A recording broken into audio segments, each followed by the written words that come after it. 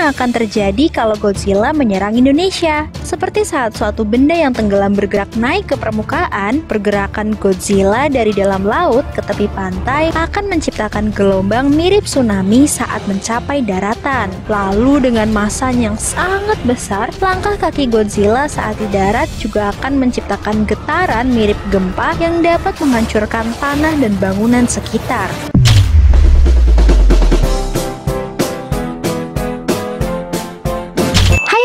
Selamat datang kembali di channel Imajinasi Noi, tempat di mana kita bisa berdiskusi tentang imajinasi yang kita punya.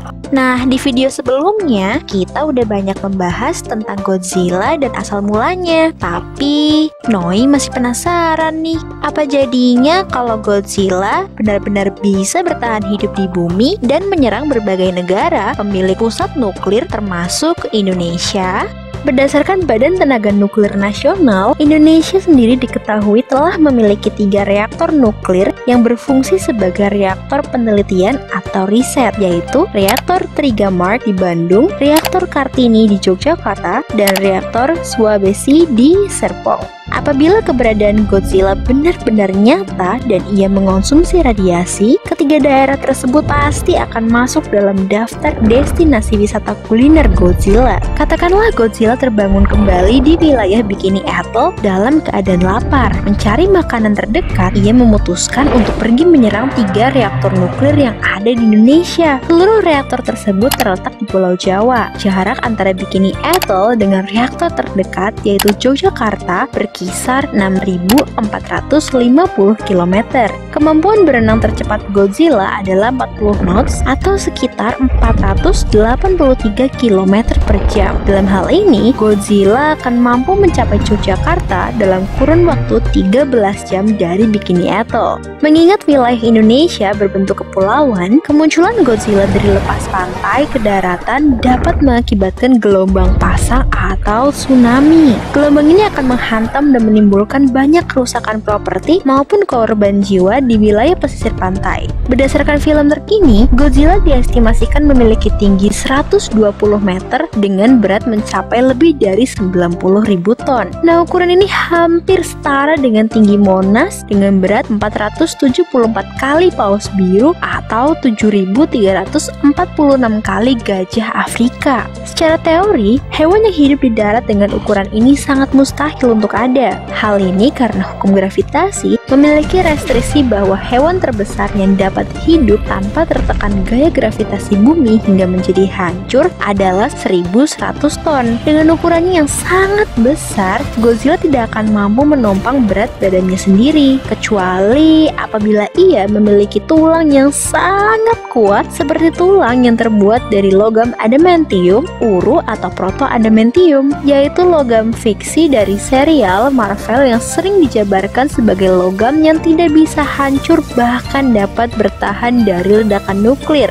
Namun demikian, masih akan sangat sulit bagi Godzilla untuk bertahan hidup di daratan karena akan terus terkena tekanan gaya gravitasi yang lebih besar dibandingkan kalau ia hidup di laut. Belum lagi, massa dari Godzilla yang sangat besar akan sangat menentukan efektivitas kecepatan pengiriman sinyal saraf dan pengendalian suhu tubuhnya sendiri. Berdasarkan perspektif biologi, kecepatan perjalanan sinyal tercepat dari otak ke anggota tubuh adalah sekitar 100 meter per detik, sehingga dapat diketahui bahwa untuk melakukan satu gerakan berjalan saja, Godzilla setidaknya akan membutuhkan waktu sebanyak 1,2 detik. Nah, kalau dibandingkan dengan pergerakan sinyal saraf manusia dengan tinggi badan 160 cm, yaitu 0,016 detik, Godzilla akan terlihat seperti makhluk yang bergerak dengan sangat lambat atau nge-lag.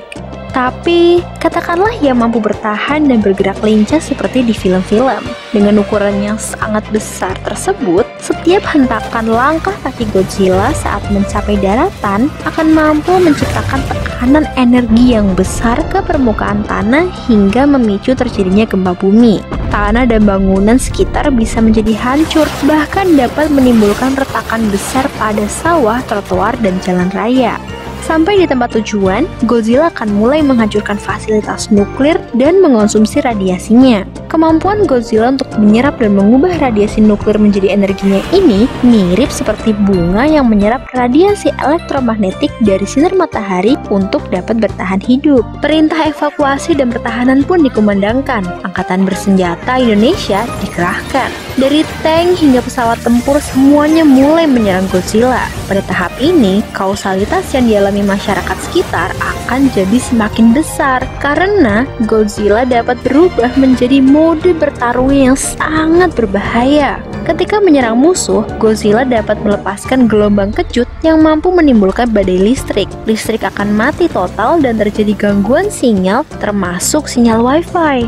Nah, bagi anak muda, hal ini tentu akan menjadi mimpi buruk terbesar. Pada tingkat berbahaya selanjutnya, Godzilla dapat melepaskan nafas atomnya yang begitu kuat. Panas yang dikeluarkan dari nafas atomnya ini dapat mencapai 500.000 derajat Celcius atau setengah dari panas permukaan matahari yang mencapai 1 juta derajat Celcius. Hal ini tentu akan menciptakan badai api besar-besaran serta kebakaran, mengubah wilayah sekitar menjadi neraka dunia seketika.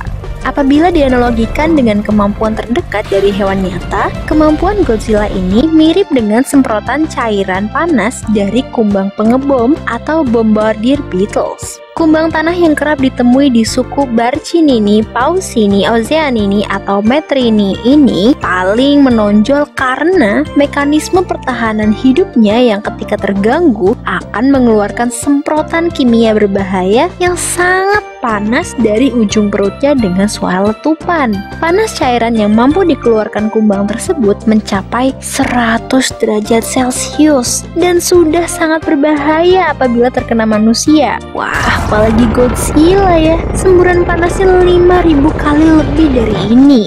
Peninggal Godzilla dari tempat tersebut akan terdapat penyebaran sisa-sisa radiasi yang dapat menimbulkan keracunan dan sangat berbahaya bagi manusia. Yogyakarta dan wilayah sekitarnya dapat menjadi Chernobyl selanjutnya. Wah, seram sekali ya. Gak kebayang deh kalau lagi asik me time sambil minum boba ditemani channel Imajinasi Noi, tiba-tiba kita dikagetkan dengan kemunculan Godzilla sungguhan. Bisa-bisa terbang dulu deh nyawa Noi karena kaget sebelum bisa menyelamatkan diri. Kalau reaksi kalian, kira-kira bakal gimana? Apa yang bakal kalian lakuin untuk menyelamatkan diri? Tulis komentar kalian di bawah ya. Jangan lupa klik tombol subscribe dan like videonya kalau kalian suka. Buat yang udah, Noi ucapin terima kasih banyak-banyak. See you on our next imaginary discussion.